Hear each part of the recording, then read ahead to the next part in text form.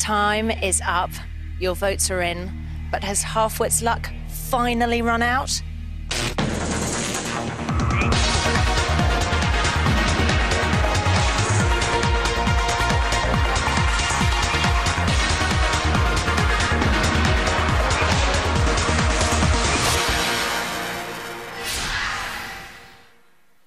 Hello and welcome back to the 6th eviction of Big Brother 2009. Half the house are up for eviction this week, and now one of them is about to leave. Charlie, Dogface, Halfwit, Chris and Marcus, whose time is up. The results are in, and I'm now going to talk to the house. Big Brother House, this is Davina. You're live on Channel 4. Please do not swear. Charlie. Yeah. Dogface. Halfwit. Chris and Marcus. The lines are closed. The votes have been counted and verified.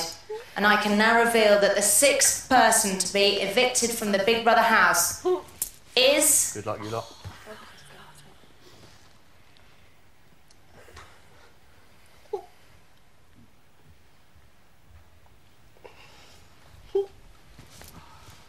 Chris! Oh!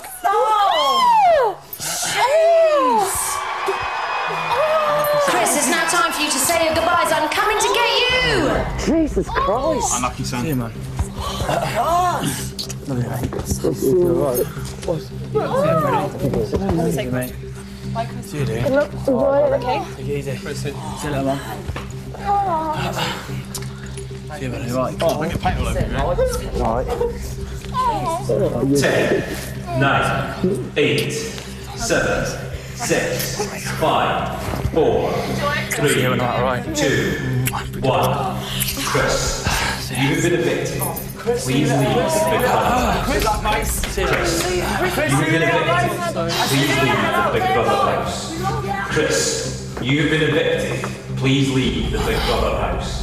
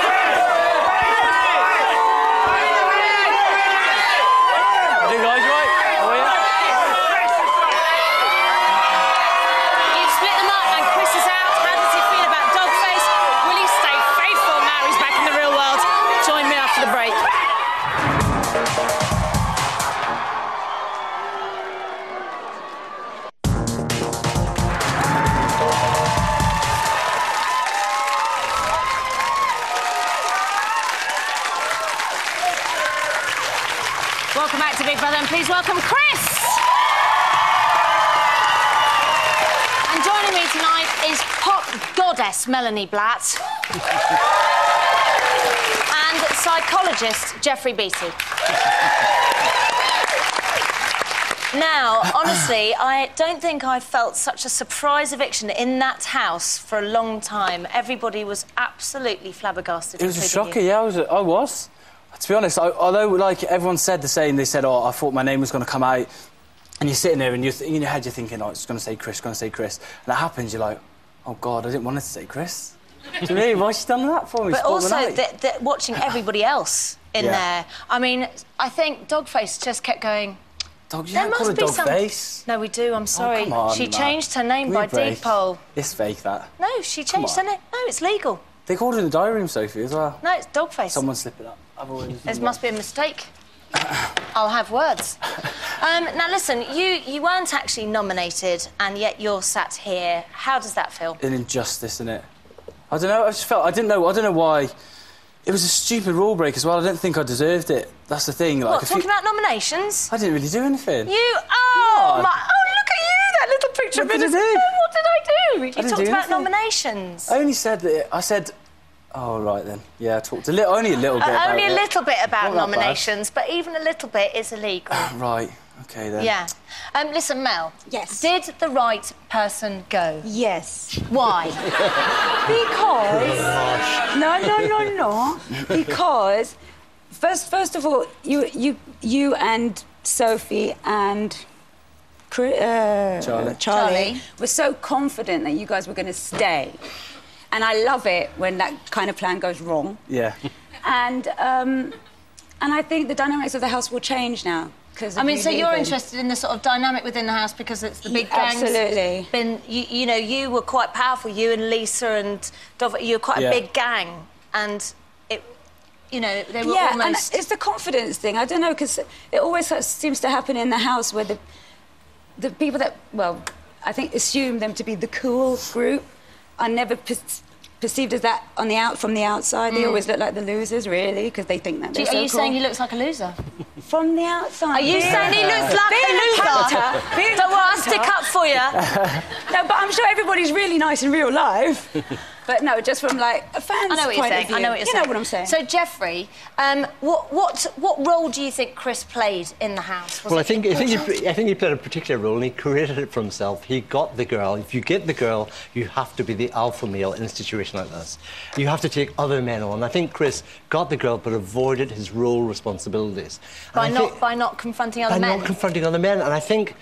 There is a very powerful figure in there, but it's not a man, it's Lisa, of course. She's like the alpha female. And Chris, you deferred to her a lot, took a lot of kind of non-verbal cues from her. And the only person you really took on was Halfwit, of course. And from the outside, it came across as a battle of two people who weren't equal, and therefore it could be perceived as almost bullying at times. So, that was the problem. From my point of view, I don't know how you feel, Melanie. I feel the same. You know, Halfwit's quite popular out here. He's quite odd, but he's quite But there were times when you would literally just have a go at him for virtually no reason, just because you did a couple of times. I mean, generally, quite a few people did, but did you? I mean, what was it about? This week he's sort of come into his own a little bit, and he's been a lot more fun and stuff. And I mean, I've tolerated him. I tolerated him this week. This week he's been a lot more fun and a little bit more open and stuff like that, and I've got on well with him and found his lines to be funny and stuff. I just wish he'd have been like that all the time. But you were quite mean to his face. You could have just avoided him. Yeah, but then that's being fake, isn't it? No, and avoiding somebody and not being horrible to their face, or maybe being I was only gentle. horrible once, wasn't I? I suppose when people see it, they sort of see another side to you. Yeah. I think partially that's why you're sat here tonight and he's not. Right. But listen, you've had two significant relationships in that house. One was with Charlie. Yeah. Now, look, very unusual, actually, for a straight guy and a gay guy to suddenly... So a big bond like that. But yeah, it's brilliant. It's good, though, isn't it? Yeah, it's a good. beautiful thing. I'm Did you glad it expect happened. that? I don't know. I mean, I've got some friends that are gay guys and stuff like that. But there's always sort of different nights out and stuff going on. So there's always kind of a divide, really. I think sort of created where you don't feel that you can have as much fun or talk about certain things with your straight mates and your gay mates. But with Charlie, it wasn't the same. Just likes willies. That's all he likes. That's one difference. That's all it comes down to, and that's it. But I had as much fun with him as I do with all my other mates, straight or gay. So. And your other relationship, of course, was with Dogface. Yeah. Is she your girlfriend? Don't say the G word. The G word scares me. Come on, don't let us down. We haven't had the talk yet. All the women, had the talk. we're all out here going, please, come on. Yeah, I'd like to think so. Yeah, we haven't had that chat yet, though. What, the chat? Yeah, you have to have How the much of a girlfriend chat? Oh, for God's sake. You need to do the little no thing, though. You tick yes or no or When you guys something. were first kissing... You asked. When you guys were first kissing, when you first started to kiss, you kept kissing and then looking like this. What, like somewhere else, into the distance. Like, they'd kiss, and then look somewhere else. Checking me, it was all right in the mirrors. Like, you were dog. But listen, seriously, because we know that you've been a little bit of a ladies' man in the past. How do you really feel about her? I do really care about her. No, really? Really? Honestly, truly? Honestly. OK. Listen, are you going to be faithful? Yeah. She might not be out for a while. No, I'll be all right. Can you seriously do that? Yeah. I tell you, there are going to be a lot of women trying. Might be some men as well, now. Yeah, hey, you might do. Listen, OK, so, Jeffrey, you're a body language expert, right? And I know that you've been studying some footage, and you've been studying some footage of Chris talking about Dogface in the diary room. Right. And we're going to have the first look at the first clip. We've got 2 clips that we're going to look at, but here's the first one. What did you initially find attractive about Dogface? 2 things, really. No, I'm only messing. Everything. Don't know, it's just... I think it's good for me that I've met someone that I can, like... that I get to know and things, really, and do it the proper way. So what's significant about that? What's significant about that? He's asked a very straightforward question about someone he's meant to have feelings about, and it takes him 4 seconds to say anything. Well, let's just have a look. What did you initially find attractive about Dogface? And what he says when he gets to the end of the 4 seconds is and the the brain's way of saying, help me, I'm in trouble. It's a way of finding time to plan what you're going to say when you're ridden with anxiety. So, Chris, unfortunately, you try to get out of it with humour. You say 2 things. That doesn't work, so you go into again. It's that kind of unconscious signal again. And it just isn't a great answer. It's not a convincing answer. So and let me just say, your body language when the question was put to you earlier was also fascinating, by the way. What are you thinking, then? What am I thinking? Real, not real? Well, if you really care about someone, really genuinely care, you should be able to come up with the answer in 200 milliseconds, not 4 seconds, and just go, It to me doesn't look genuine at all, I'm afraid. OK, well, we've got some more evidence. Let's have a look at this, because that was the verbal evidence. Let's have a look at the body language evidence. Do you think you'll stay in touch with Dogface once the show has finished? Definitely.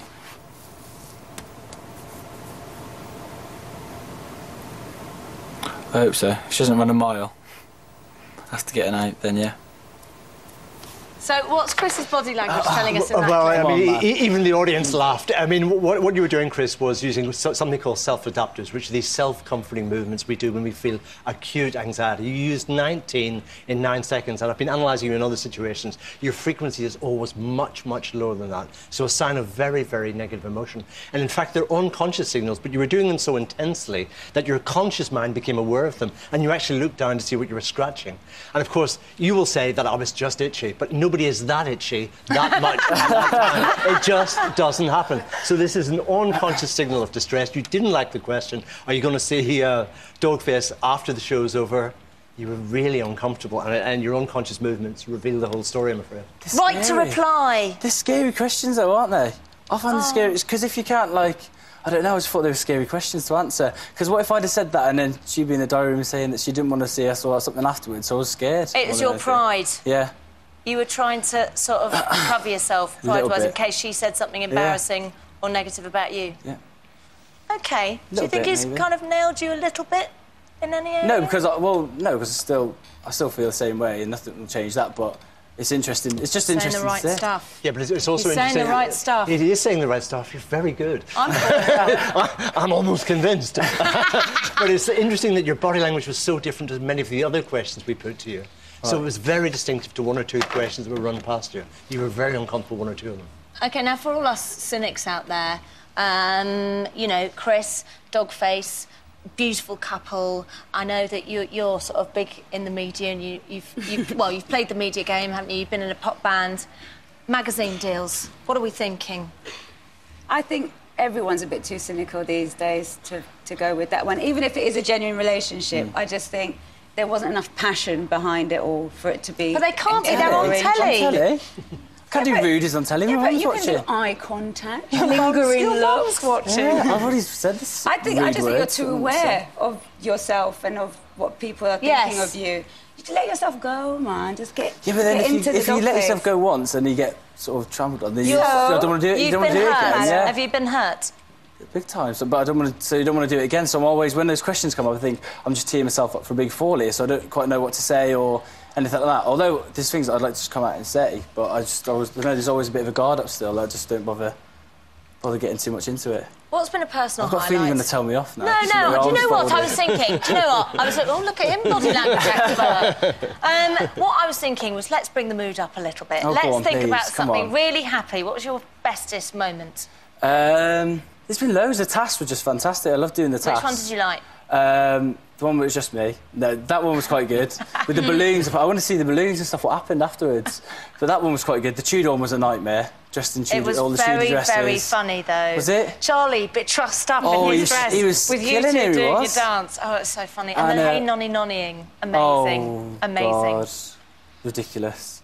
Go on. Who are you going to stay in touch with? We know Charlie, Dogface. Lisa, anyone else? What's Noreen's all about? Is Noreen... Just talk to me about Noreen. What do you think about Noreen? I thought she was absolutely sane, but you could go from one day her being your best mate and she thinks you're great and whatever, to the next not talking to you and you're a little bit like, hang on a minute, what's going on here? And then there was an argument with Siavash the night before last, and that all kicked off, and I thought something was a little bit dodgy going on there because Siavash was standing his ground and she was kind of... That aside, what about her influence over making men fall in love with her? Oh, she just did it again and again. She has. But what is the mojo? I don't know. There wasn't like a a physical attraction with Noreen at all, no. Can I just ask you one other thing? Yeah. Two blondes in the house. Yeah. You went for Dogface, but Carly has got a nice bum, and I know you like those. Did you fancy her a bit? No, she has got a nice bum, though. Yeah. Everyone should... You saw that, I did. I was quite jealous, actually. She's really, really nice, yeah. Rodrigo's got a nice bum as well. He's so pretty. Unreal. And so who was there in the house that really bugged you? Half it got to me an awful lot, like, in the first few weeks. Up until this week, really. Siavash bugged me a little bit because of his singing and stuff. And listen, you're Charlie's best mate. Rodrigo and Charlie. I'm hoping and praying for love. It's not going to happen. They might have... Just give Charlie more drink and see what happens. If you give him sort of 8 cans, then something will happen. I'll have words. Have a word with someone. Give Charlie some more booze! Someone sort it out. Yeah, we'll sort that out, don't worry. And listen, do you think you've learnt anything? I mean, having heard the chat here tonight and... Maybe just to open up a bit more and not be scared about what people think. And just sort of get on with it and not really care too much about the outside. And people will love you for it. Really? Yes. I hope so. Chris? Yes? It's been a really great housemate. Thank you very much for taking part in Big Brother. Here are your best bits. Thank you. It's Chris! Aye. This experience has actually started now. It's all kicked off. I'm a pretty boy, here for the women, and I'm up for a good summer. I get all the girls, I get all the girls. That's the biggest compliment ever. That's brilliant. He's a great guy, look at him. Chris is like the only really hottest one in here. You kind of like got something going on. Enjoy each other's company. Yeah, so waiting for you. I like you a lot. He's definitely not in love with Sophie. Big step, like, I'm not going to jump into a full-on relationship for a while. I think he's a bit down today. Chris said she could go because she's quiet. Never said anything like that. Fucking prick. I don't think so, Sonny Jim. I just think he's a nice lad. He's got good banter. I mean, Chris have got similar interests in the love party and that. Charlie, from the moment got in here, had a great crack with him. Charlie's just a normal lad, he just likes willies instead of girls. Chris was a womaniser before, but he's met Sophie, and he's a wee gentleman, he's a wee sweetheart. I've had some brilliant times in here. You just wake up every morning not knowing what's going to happen. Even boring days turn out to be exciting days. Yeah. Loved every minute of it.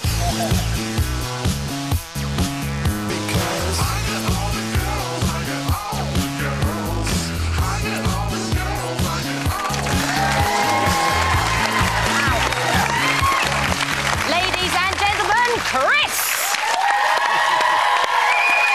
And a great big thank you to our guests, please. OK, so I need a little bit of shush now, because I've got something to tell you. A 6th housemate is out, Chris.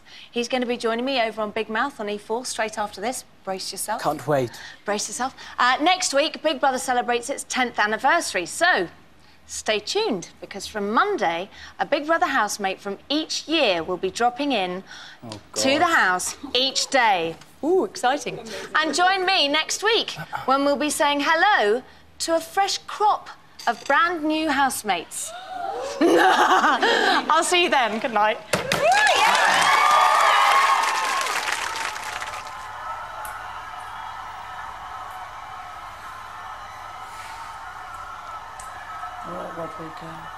Yes, and you. Yes, and you. Yes, and you. It's like an instant reaction. Like, How should they see? Just go live, yeah. Just go, yeah, I'm fine. But then in the person. You don't have to always have them again. Just go live. Just chilling with Scrum for the last 3 hours. See, yeah. What's that going on? Are you okay? And smashing. How's your... We're talking for alcohol.